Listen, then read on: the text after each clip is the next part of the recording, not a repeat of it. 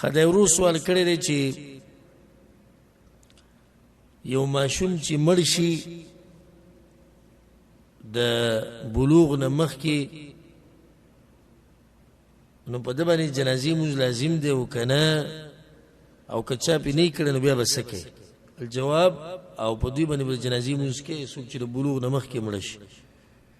اگر که د پیدایش نه لږ وخت وروسته مړه شي نږدې مړه شي نو په جنازه کې عام احادیث دې باره کې لکه مغیره بن شعبه رضی روایت ته امام احمد امام نسائی امام ترمذی راوړی دی پای کې دي والطفل یصلی علیه او په ماشوم باندې به مونځ د جنازې کېږي او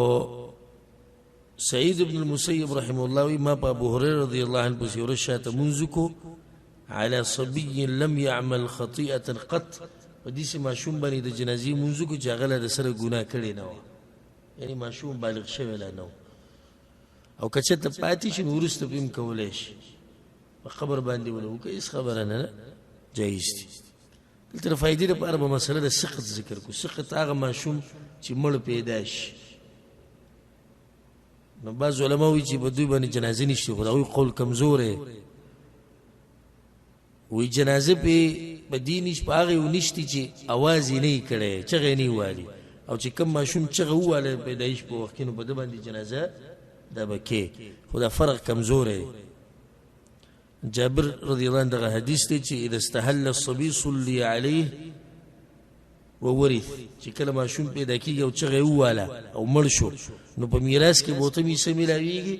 او جنازه به هم کېږي خو دا سندن کمزوری دی او صحیح خبره ده په صحیح روایت کې دا ثابت دی چې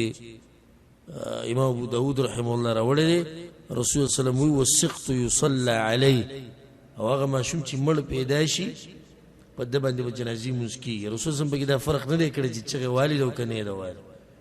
ویدعى لوالديه بالمغفره والرحمه او مور پلار دپاره به ولې دعاګانې وغواړي